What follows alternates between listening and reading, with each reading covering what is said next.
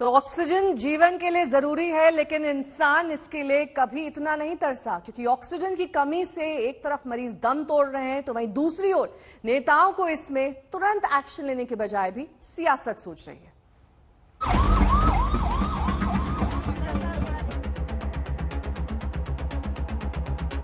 क्या दिल्ली, क्या बंगाल, क्या मध्य प्रदेश और क्या गुजरात, ऑक्सीजन की किल्लत देश के शहर शहर में है। फर्क बस इतना है कि बीजेपी शासित राज्य केंद्र को मदद करने के लिए धन्यवाद दे रहे हैं, लेकिन विपक्षी पार्टी वाले राज्य केंद्र पर खुलेआम कोरोना संकट में भी भेदभाव बरतने की तोहमत जड़ रही है। दिल्ली के सीएम केजरीवाल का आरोप है कि तेजी से बढ़ते कोरोना मामलों के चलते दिल्ली को ऑक्सीजन की सामान्य आपूर्ति से ज्यादा की जरूरत है, लेकिन सप्लाई बढ़ने के बजाय और घट गई। दिल्ली के हिस्से की ऑक्सीजन दूसरे राज्यों को दी जा रही है।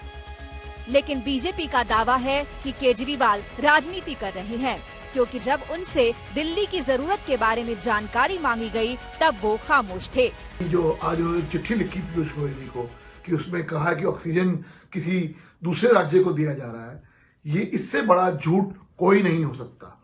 अरविंद केजरीवाल जी, आपको जब 4 तारीख को पूछा गया था कि आपकी डिमांड कितनी ऑक्सीजन की, आपने कोई रिकॉग्निशन नहीं भेजी, वहाँ पे कोई चिट्ठी नहीं भेजी। महाराष्ट्र समेत कई विपक्षी राज्य लगातार ऑक्सीजन की कमी के लिए केंद्र को चिट्ठियां लिख रहे हैं, लेकिन केंद्र सरकार कहती है कि कोई किल्लत नहीं, बस राज्यों को ऑक्सीजन के इस्तेमाल का ख्याल रखना होगा। सुनिए केंद्रीय मंत्री पीयूष गोयल का यह बयान। देश भर में ऑक्सीजन पर्याप्त मात्रा में अभी तक हम उपलब्ध करवा पाए हैं, लेकिन ये स्वाभाविक है कि हमें महामारी को रोकना पड़ेगा। जैसा माननीय प्रधानमंत्री जी ने सबको अपील की है कि इसको रोकना पड़ेगा, रैशनल यूज करना पड़ेगा, ऑक्सीजन का वेस्टेज रोकनी पड़ेगी। जहां पे पेशेंट को जरूरत है उतना ही ऑक्सीजन लगाना चाहिए। कई जगह पे वेस्टेज की भी खबर आ रही है, कई जगह पेशेंट को बिना जरूरत होते हुए भी ऑक्सीजन लगाने की खबर आ रही है। उस पर राज्य सरकारों को हमने अनुरोध किया है कि वो उस पर भी थोड़ा नजर रखें, निगरानी रखें। ऑक्सीजन पर पीयूष गोयल अपने इस बयान पर बुरी तरह घिर गए। कांग्रेस नेता दिग्विजय सिंह ने ट्वीट किया, कितनी बेवकूफी वाली बातें हैं पीयूष जी।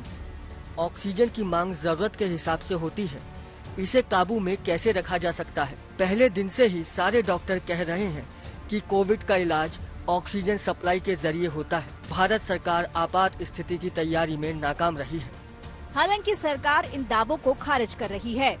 आज की परिस्थिति ऐसी है कि जो पूरे देश में ऑक्सीजन बनता है और जिसकी क्षमता हमारे पास आज 7,157 मेट्रिक टन रोज की है, 7,157 metric ton daily production capacity है पूरे भारत में। प्राणवायु पर सियासत अपनी जगह है, लेकिन सरकार को भी पता है कि मामला गंभीर है।